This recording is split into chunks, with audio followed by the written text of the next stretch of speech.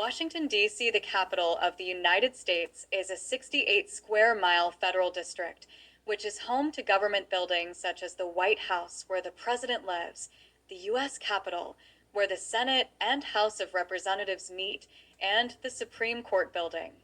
Famous for its national monuments and memorials, as well the number of museums that displays various cultures, artifacts, and collectibles from around the world.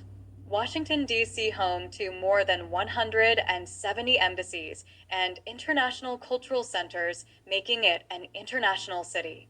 D.C. is surrounded by Maryland on its northwest, northeast, and the southeast, and by Virginia across the Potomac River on its west and southwest.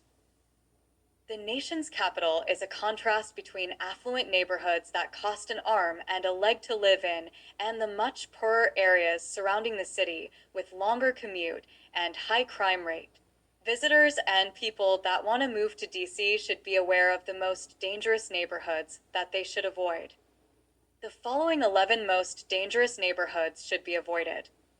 11th on the list is downtown, known for its posh hotels, historic government buildings, and cultural institutions such as the Renwick Gallery and the Smithsonian Art Museum.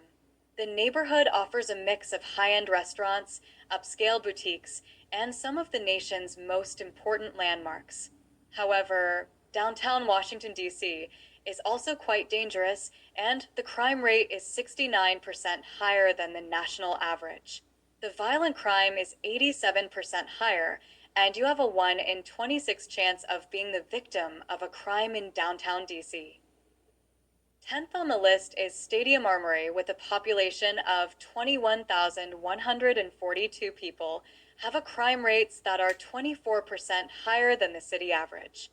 Violent crime, including gun violence, is common, but there is a solid police presence in the area, including around the Metro Station Police. Property crime remains high, and it is advised to be aware of your belongings at all times and to not leave valuables in parked cars. Despite some safety concerns, there are several highly rated hotels in the area. 9th on the list is Southwest, another one of the most dangerous neighborhoods in Washington, D.C. It covers the southwestern quadrant of the capital from the National Mall down the Potomac to the Maryland border. It's home to notable attractions, such as Audi Field and the Thomas Jefferson Memorial. However, it also features a crime rate that is much higher than the rest of D.C. The violent crime rate in Southwest D.C. is 126% higher than the national average, and the property crime rate is 125% higher. You have a 1 in 20 chance of being the victim of a crime in the Southwest. 8th on the list is Ledroit Park area that was renowned as an open-air drug market in the early 1990s. In 2022, violent crimes were 184% more than the national average, while total crime rates were 161% higher. Uber, Lyft, and taxis should be a preferable means of transportation to public transit, but in any event, cash and valuables should be secure. Frequent police presence bolsters security in this area. 7th on the list is Shaw, with a population of 13,782 people, is located in Northwest DC. The total crime rate in this neighborhood is 6,696 per 100,000 people, with property crime being 7 times higher than violent crime. Reports of gunshots are common in this area, particularly around 6th Street. Pickpocketing and muggings are common, and it is advised to always keep personal items secured. Overall, residents have a 1 in 12 chance of becoming the victim of a crime.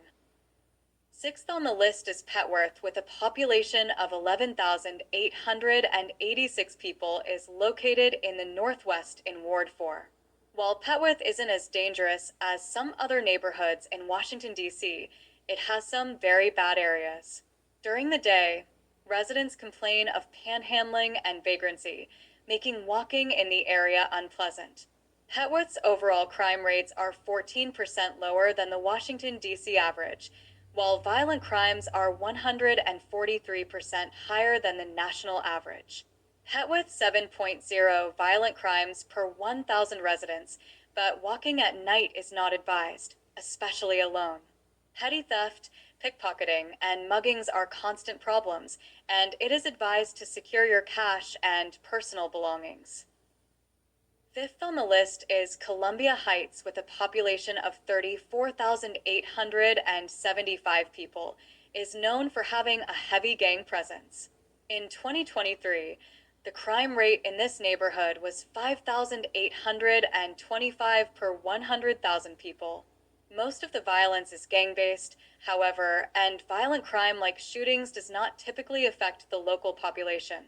Walking or biking during the day is considered safe as long as common sense is used.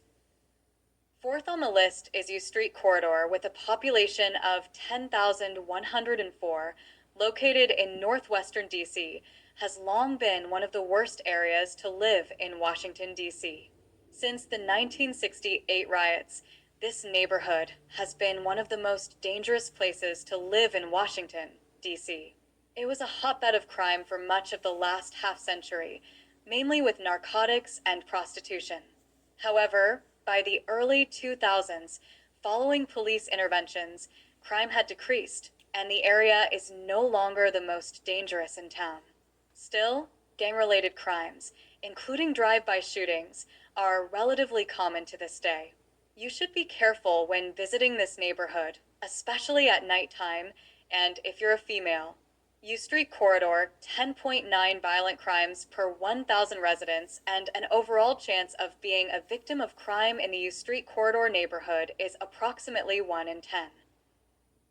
Third on the list is Deanwood with a population of 29,798 people, is another one of the worst places to live in Washington, D.C., due to the extremely high crime rate.